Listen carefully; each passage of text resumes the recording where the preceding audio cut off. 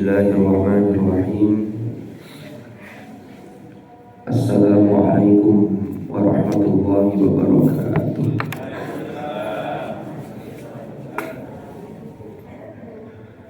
Alhamdulillahirabbil alamin. Wa bihi nasta'in ala umuri dunya waddin. Wassalatu wassalamu ala asyrafil anbiya'i wal mursalin Sayyidina Muhammadin wa ala alihi wa sahbihi ajma'in, amma ba'd. Hadratul muhtaramin,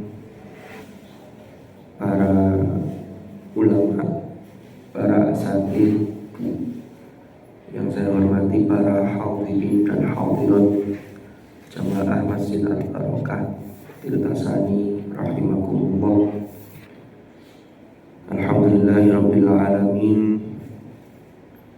Puji syukur kita haturkan kehadirat Allah Subhanahu wa taala karena kita masih diberi kesempatan untuk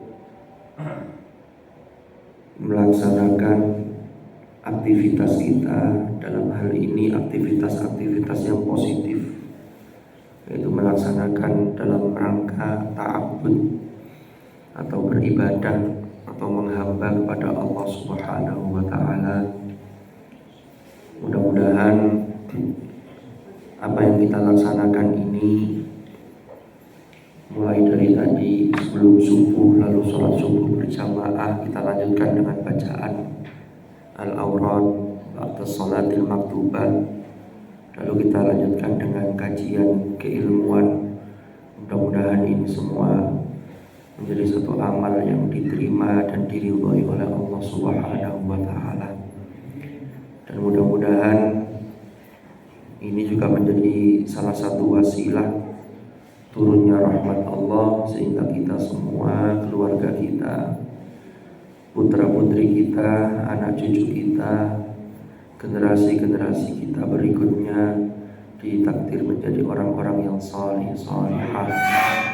Amin ya rabbal alamin.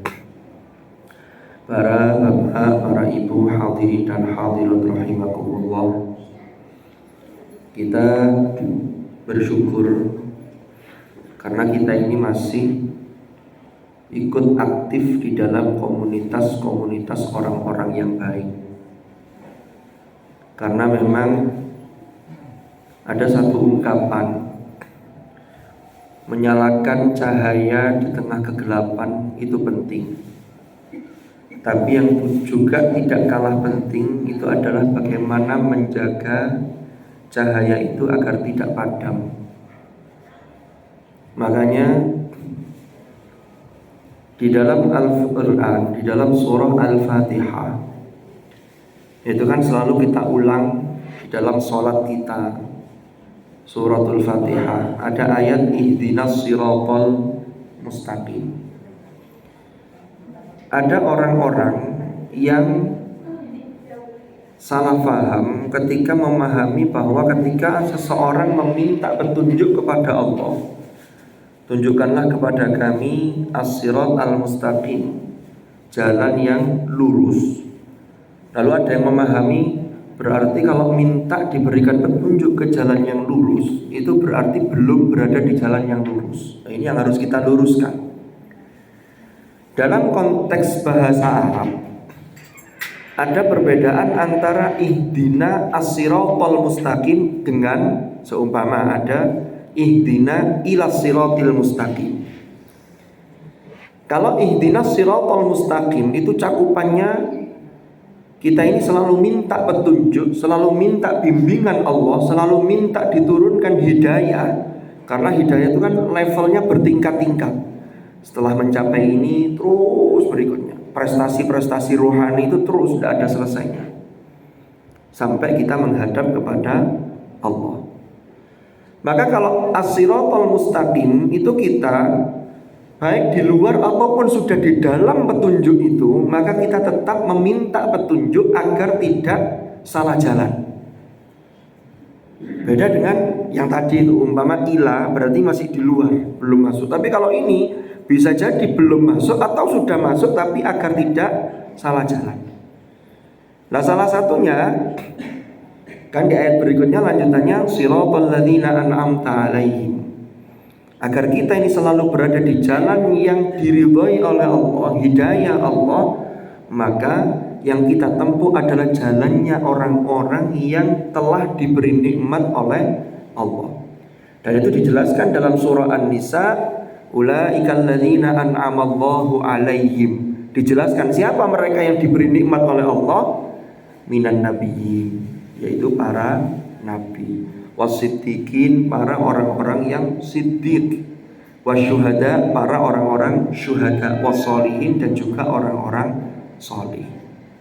Makanya salah satu tombol hati itu termasuk sering berkumpul dengan orang-orang baik, sering berkumpul berada di komunitas orang-orang solih, sehingga kita ada motivasi untuk selalu menambah kebaikan. Jadi kalau menjadi baik itu yang kita lihat itu harus orang yang lebih baik, sehingga ada motivasi. Jangan sampai melihat orang yang masih biasa-biasa, aku lumayan timbangane wong iku, ya ini nanti tidak ada peningkatan jadinya. Jadi harus ada motivasi untuk melakukan kebaikan. Nah, itulah yang kemudian kalau kita lanjutkan pada episode yang lalu, kan di episode yang lalu itu kajian kita adalah tentang satu kisah atau peristiwa yang dialami Nabiullah Adam alaihi salam. Nah, kita ini dalam menjaga berada di dalam as-sirat al-mustaqim ini selalu akan menghadapi yang namanya godaan dan juga tantangan. Salah satu godaan itu muncul dari musuh kita, yaitu iblis dan juga anak buahnya yang sudah dikader luar biasa. Karena proses kaderisasinya itu berjalan terus. Nah, disinilah kemudian kalau kita melanjutkan kajian kita pada episode yang lalu, di dalam surah Thaha di ayat 116 Allah berfirman, wa in qulna lil malaikati isjudu li adama fasajadu illa iblis aba. Jadi ini iblis ini tidak lain dan tidak bukan, itu karena punya satu dendam. Gara-garanya iblis itu kan dulu sudah pernah kita kisahkan, tapi kita review sedikit materinya. Jadi ketika Allah menciptakan Nabiullah Adam alaihi salam, itu yang ada di surga itu diperintah untuk bersujud kepada Adam sebagai sujud penghormatan, termasuk para malaikat.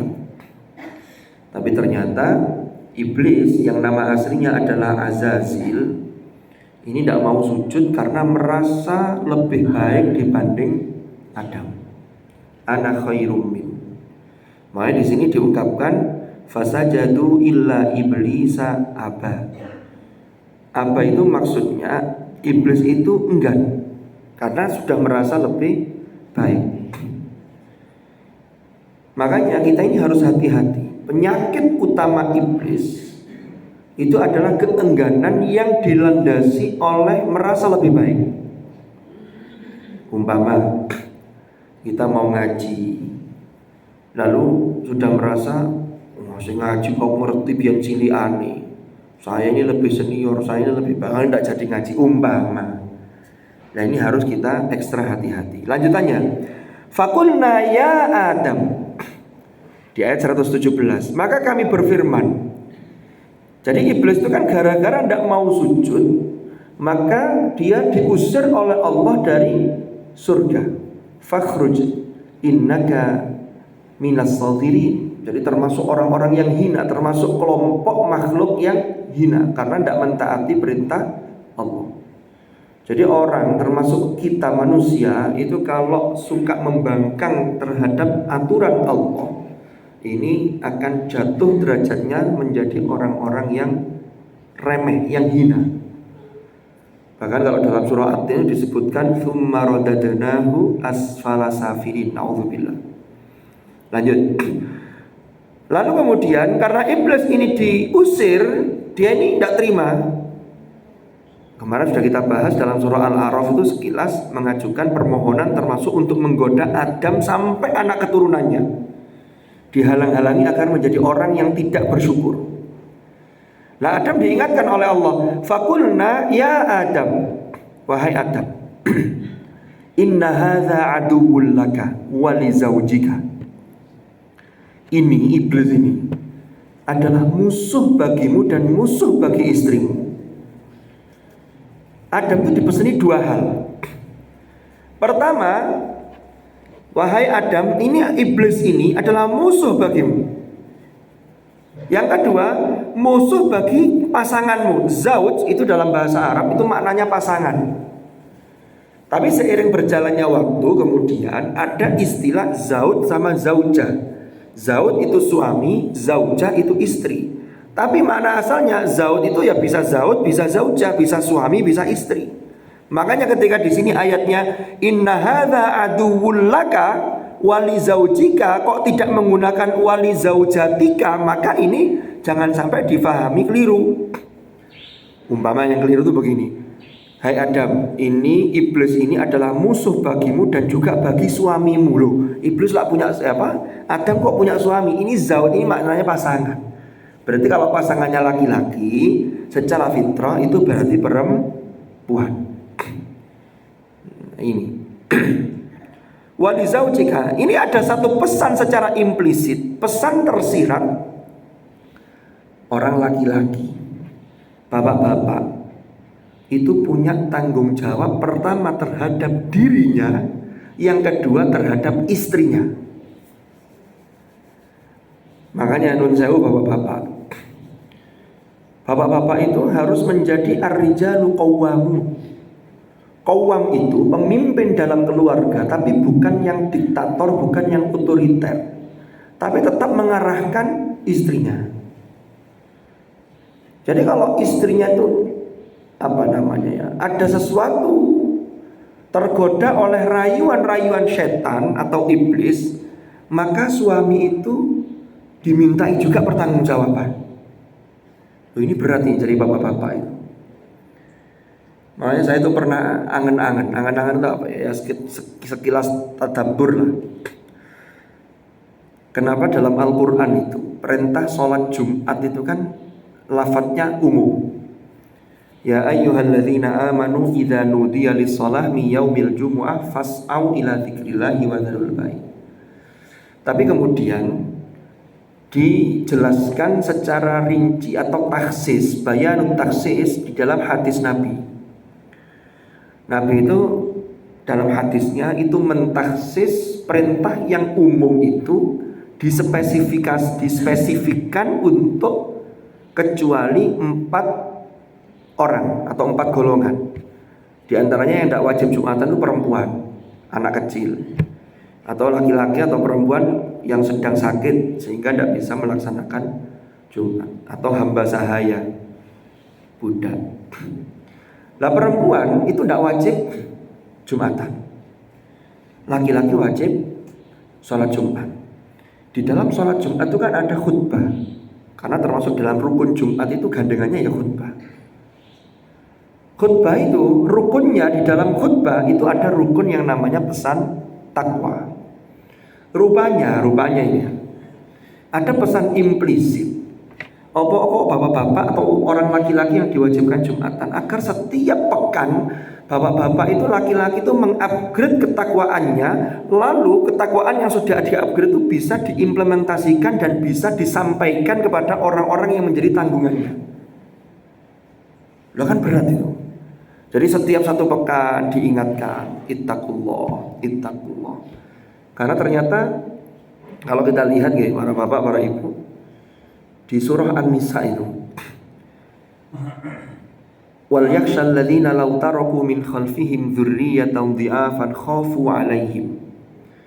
Jadi orang yang mengkhawatirkan generasi berikutnya, kalau nanti generasi berikutnya, anaknya, cucunya itu menjadi generasi yang lemah, itu ada kekhawatiran.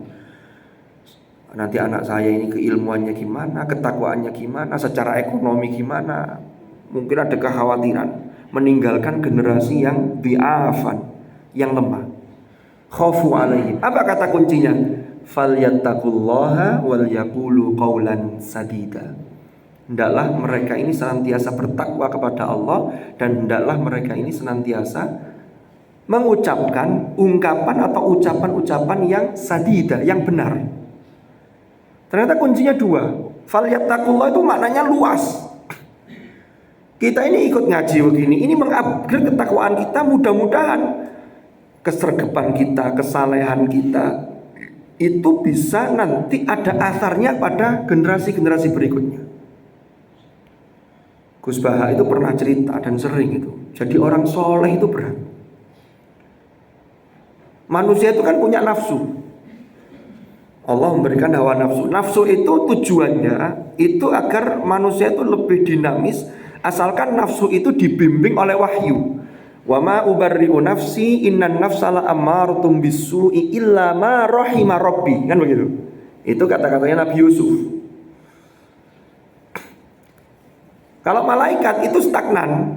Kenapa? Karena yang dilakukan hanya yang diperintahkan. Diperintahkan la ya'sunallaha ma amarahum wa yaf'aluna ma yu'marun. Tapi manusia enggak, ada kreativitas. Tapi ini harus dibimbing, harus dikawal oleh wahyu Al-Quran.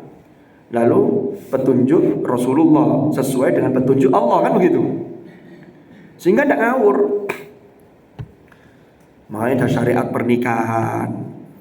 Manusia punya hawa nafsu, tapi kan dibalut dengan syariat sehingga ini menjadi sesuatu yang bernilai ibadah. Lah jadi orang soleh itu orang baik. Umpama ada hal-hal yang tidak benar, itu hawa nafsu lalu digoda oleh setan, anak buahnya iblis, ya, bisa dari golongan jin dan golongan manusia. Itu manusia tuh berperang dengan dirinya. Aduh, sakjane kepingin tapi gak oleh, sakjane kepingin, lah itu kan berat. Lah perjuangan panjenengan melawan begitu-begitu itu nanti ada dampaknya baik pada panjenengan sendiri dan juga pada keturunan panjenengan. Apalagi nanti di akhirat balasannya luar biasa. Umpama jadi ustadz atau jadi kiai, lalu ada konser yang mengumbar hawa nafsu. Umpama ada konser apa begitu, isinya gak karu-karuan. Itu secara bisikan hawa nafsu. Itu yo ada kerentek, enak yo. Kalau orang biasa tidak ada yang melihat. Tapi kalau ustadz apalagi kiai datang di tempat yang waduh kok ngono, itu orang akan menilai. Kok ngono sih? Orang mau berangkat sudah mikir, nah aku berangkat kok yo boleh ketemu orang. Itu paling tidak menjadi rem. Bukan bermaksud karena orang lain, tapi ini adalah rem yang kemudian menjadi jadi komunitas sosial orang-orang baik itu menjadi rem kita agar kita tidak melakukan hal-hal yang tidak baik gitu loh. Kembali ke materi. Inna hadza aduwwul laka wa li zaujika. Loh.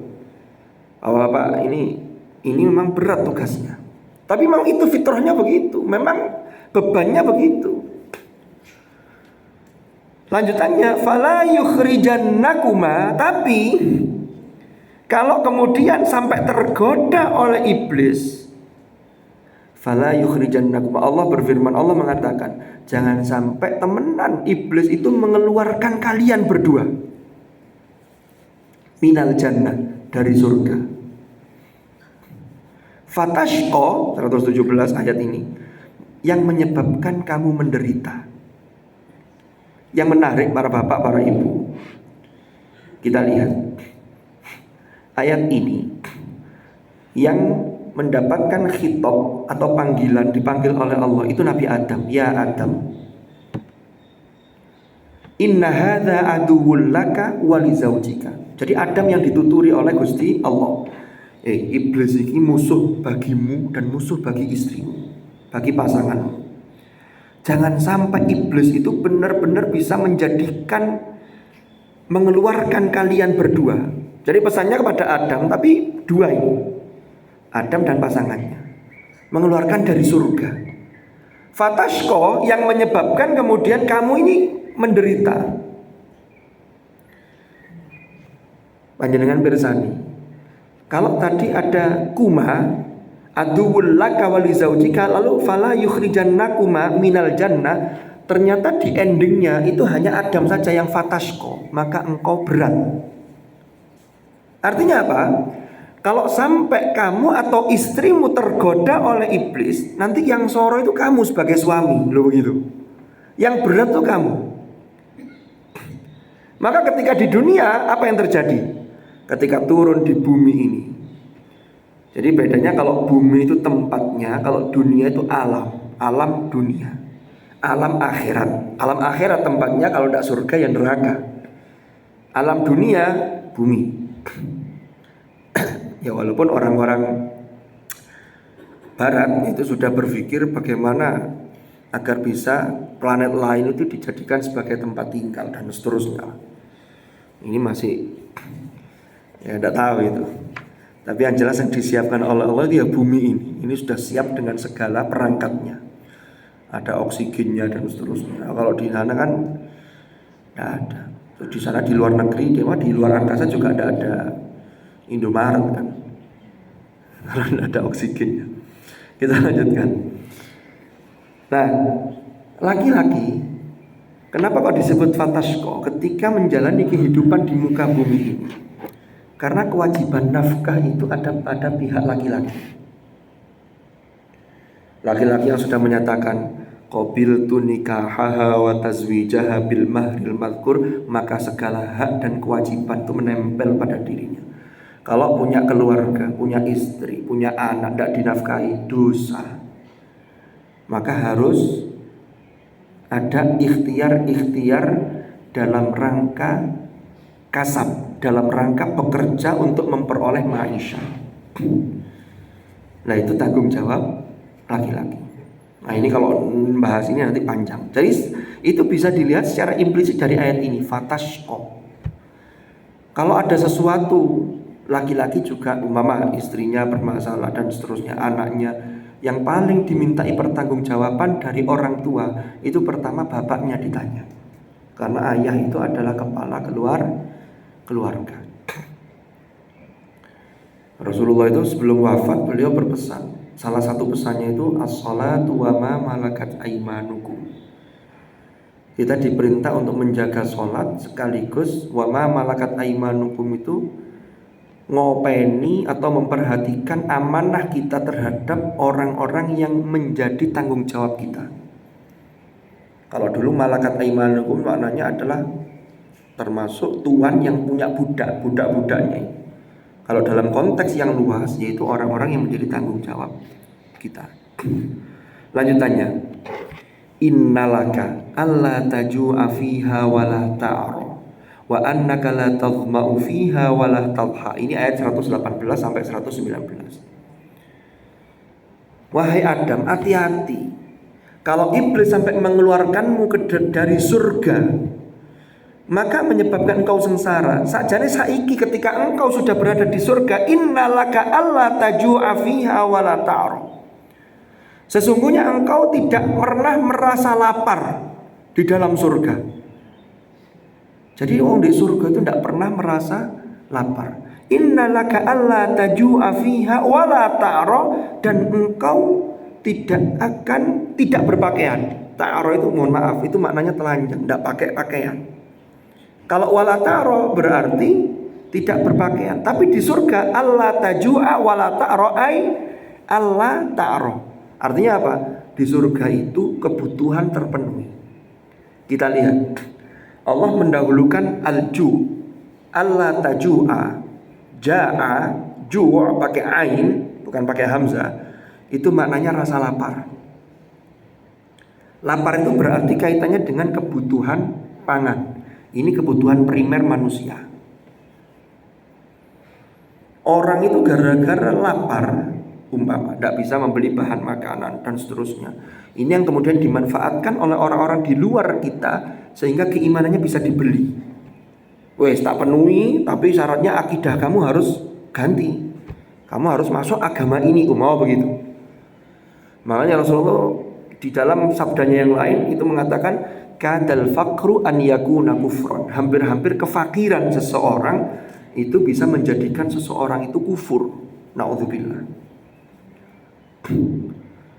Makanya bekerja itu suatu hal yang wajib. Kalau masalah hasil itu serahkan pada Allah. Tapi proses asbab itu harus kita lakukan. Baru tawakal. Setelah tawakal hasilnya nanti qanaah. Qanaah itu ya menerima. Kan begitu. Tapi ikhtiar secara zahir didukung secara batin itu harus luar biasa. Harus ada usaha yang sungguh-sungguh. Lanjutannya, innalaka alla taju'a fiha wala ta'ra. Kalau pakaian ini terkait kebutuhan sandang. Loh, berarti ini juga kebutuhan primer. Kan primernya manusia itu kebutuhannya kan ada pangan, sandang, papan. Kan begitu. Lah papannya ada di mana? Di ayat berikutnya, wa annaka la tadhma'u fiha wala tadha. Apa itu artinya? Sesungguhnya engkau tidak akan merasa dahaga di dalamnya. Ini diulangi lagi kebutuhan pangan. Karena pangan itu ada dua, makan dan minum. Bahkan manusia itu lebih cenderung kebutuhannya pada minum. Makan saja, tidak minum, apa yang terjadi? Keseretan. Minum toh, tidak makan, kelempokan. Tapi ya pokoknya dua hal itu, ya makan ya minum. Tapi minum tuh kebutuhannya luar biasa. Orang kalau tidak kurang cairan, kurang minum, ini akan dehidrasi, itu membahayakan bagi tubuh. Aktivitas jadi lemas. Jadi kita ini niatnya untuk memenuhi kebutuhan pangan kita. Untuk apa? Bukan hanya untuk kewajiban yang telah dibebankan Allah, tapi memang itu disediakan oleh Allah agar kita punya energi. Karena secara sunnatullah kan kemudian apa yang kita makan itu diolah oleh tubuh, lalu kemudian menghasilkan energi. Kita bisa melaksanakan ibadah, bisa berangkat ke masjid, bisa jamaah. Orang kalau tidak tersedia, pangannya tidak siap, itu ibadah tidak tenang. Jadi kebutuhan pangan luar biasa. Umpama bulan Ramadan, iktikaf di 10 hari 10 malam terakhir di bulan Ramadan. Oh itu kalau yang pangan persiapan sahurnya sudah lengkap, buka puasa sudah lengkap, persiapan untuk Idul Fitri sudah lengkap, itu sudah tidak mikir, maka ibadah itu lebih bisa tenang. Tapi kalau masih belum, ini kadang terkait, waduh, cek kepikiran dan seterusnya. Nah ini diulangi, wa annaka la tadhma'u. Dhama itu maknanya haus. Orang di surga itu tidak pernah merasakan haus. Karena surga itu beda dengan apa yang ada di dunia, apa yang ada di bumi. Kita ini jangan sampai mengukur sesuatu dengan pengalaman kita, apa yang sudah kita lakukan di alam dunia ini, beda. Contoh, dulu ketika kita di alam rahim, kan tidak ada seorang pun yang tidak pernah melalui berada di rahimnya ibu kita. Pasti semuanya pernah. Cuman kan ya ada sebesar ini, kalau sebesar ini ya tidak bisa. Ya kira-kira kalau kita ambil secara normal itu 9 bulan 9 bulan 10 hari, bisa lebih bisa kurang, sudah cukup bulan. Atau ada yang prematur 6 bulan 7 bulan. Nah Allah sudah menciptakan ketika kita di rahim, itu kan semakin hari semakin membesar janin itu. Sudah ada kaki, ada tangan. Tapi kaki itu melungker, tambah gede, itu semakin tidak bisa bergerak sampai kemudian mendesak, lalu secara alami, secara fitrah ini menuju ke jalannya, mapak gitu ya. Jadi kepalanya di bawah untuk segera keluar dari alam rahim menuju ke alam dunia ini. Jangan sampai janin yang ada di alam rahim itu punya pikiran begini. Umpama, cuman kita dulu tidak sadar ya. Sampai lahir juga belum nyadar. Ya Allah, panjenengan ini lapo kok menciptakan tangan, kaki, kayak apa? Saya di dalam rahim tidak bisa main bola ini. Kan memang melungker tok.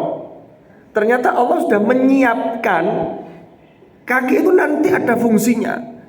Nah kita baru sadar, baru tahu tuh ketika sudah lahir. Oh, mulai latihan jalan dari berangkang dulu kan begitu. Itu ada proses. Tapi Allah sudah anugerahkan itu. Di dunia ini kita hanya diperintah untuk beramal. Tapi jangan kemudian, ya Allah saya ini sudah melakukan banyak amalan, di lo kok sih. Nanti di akhirat itulah kita nanti akan tahu manfaat dari amal yang kita lakukan tuh nanti kita petik di akhirat. Loh itu loh. Jadi kita jangan berpikir sesuatu dengan apa yang kita alami. Terus mikir, oh kira-kira surga ini enggak. Surga itu malah ainun ra'at wala udunun sami'at wala khatara ala qalbil bashar. Jadi enggak pernah terlintas. Surga itu bagi pokoknya ndek kono gak luwe, yo gak ngelak. Semuanya tercukupi. Tapi jangan difahami seperti kita bekerja di dunia, karena di sana sudah tidak ada capek. Kalau di dunia itu memang tempatnya capek. Makanya sampai muncul istilah mudah-mudahan lelah kita ini menjadi lillah, loh kan begitu. Karena memang dunia. Lanjut. In wa annaka la tadma'u fiha wa la talha. Tadma' itu dahaga, tapi level dahaganya itu sampai pada level dahaga yang nemen. Dalam bahasa Arab itu ada dhoma, ada al-atash. Kalau dhoma itu diibaratkan haus yang orang seharian itu tidak minum. Seperti orang buka puasa itu, makanya doanya dhahaba dhoma. Tapi kalau ngelak-ngelak biasa, jangan pulang dari ngaji begini, saya kok haus, itu al-atash biasa. Makanya ada hadis kam min shaimin laisa min siyamihi illal ju' wal 'atash. Banyak orang yang melakukan, banyak orang berpuasa tapi tidak mendapatkan sesuatu kecuali hanya rasa dahaga atau haus dan lapar. Illal ju', lapar dan haus. Tapi 'atash levelnya masih di bawah dhamma. Wala talha. Wala talha itu dan kamu tidak pula akan ditimpa terik matahari. Tidak kepanasan. Berarti kalau tidak kepanasan ini terkait dengan papan. Berarti ini di surga itu orang itu tidak usah ngoyo, kebutuhan primer sudah dipenuhi. Lah di suare, lah di dunya fatasko harus ngoyo dulu, baru nanti kebutuhan itu akan terpenuhi. Punya rumah saja ya macam-macam. Ada yang Allah itu kan menganugerahkan setiap manusia itu kan berbeda satu sama lain. Wallahu faddala ba'dakum ala ba'din fir rizq. Ada yang punya rumah itu setelah hasil pekerja ditabung bertahun-tahun. Ada yang punya rumah itu harus lewat KPR. Ada yang punya rumah itu umpama banyak dapat warisan dari orang tuanya lalu bisa dapat rumah. Ini macam-macam. Ada yang lama jadi kontraktor. Kontrak ganti lagi begitu. Ya, setiap orang beda-beda. Dan setiap orang ini dulu pernah kita bahas, tidak ada yang dalam kehidupan itu tidak mengalami ujian sama sekali, tidak ada. Pasti nanti di sisi yang ini diuji, sisi ini dimudahkan, ini diuji, sisi ini dimudahkan, ini diuji. Terus begitu. Dan itu tidak lain adalah untuk mengingatkan kita bahwa kita ini punya Allah. Lah uang kalau ujian ini plus semuanya los, gampang apa? Jangan-jangan nanti lupa kepada yang punya hidup kan begitu. Nah inilah. Maka yang terjadi kemudian ini sampai jam berapa ini? Apakah harus sampai bunyi atau tidak harus sampai bunyi? Makanya bunyi jam pinten nih? Oh sebentar lagi, dia sedikit lagi. Ini kayaknya tidak tutup juga ini. Tidak apa-apa, nanti kita lanjutkan di episode berikutnya. Maka kemudian karena iblis ini punya dendam tadi itu kepada Adam, apa yang dilakukan iblis? Fawaswasa ilaihi syaitan. Tadi disebut iblis, kemudian iblis ini disifati dengan syaitan. Maka setan membisikkan kepada Adam. Apa bedanya setan dengan iblis?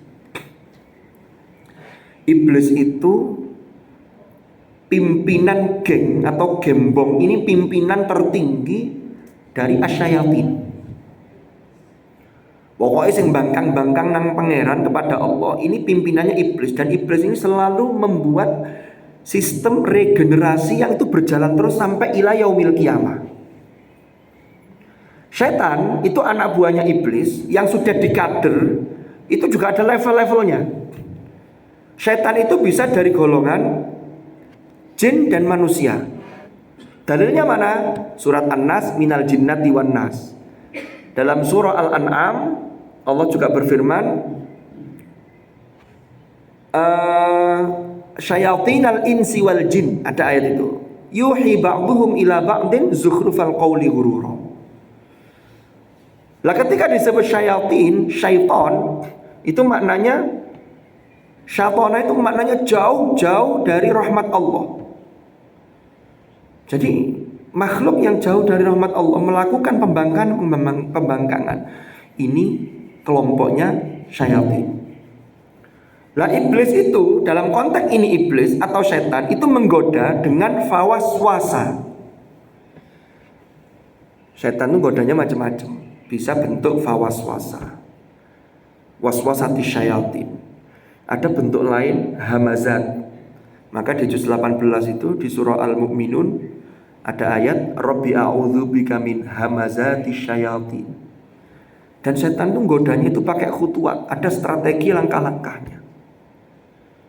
Apa itu bedanya waswasa? Apa itu bedanya hamazat? Bagaimana strategi yang mereka lakukan dan bagaimana cara menghadapinya?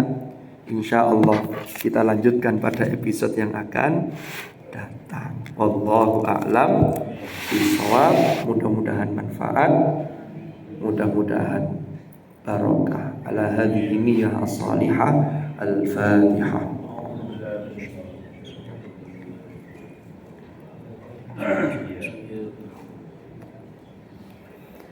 Bismillahirrahmanirrahim. Alhamdulillahirabbil alamin.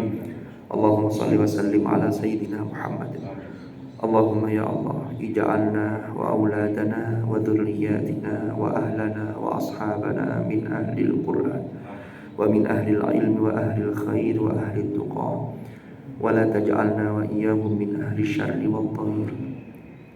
Allahumma ja'al ijtima'ana hadha ijtima'an marhuma wa tafarruqana min ba'dihi tafarruqan ma'suma wa la taj'al ma'ana wa fina shaqiyyan wa la mahruma bi rahmatika ya arhamar rahimin. Allahumma anfa'na ma 'allamtana, Allahumma anfa'na bima 'allamtana wa 'allimna ma yanfa'una warzuqna ilman nafi'a. Wa sallallahu ala sayyidina Muhammadin walhamdulillahi rabbil alamin. Al-Fatihah.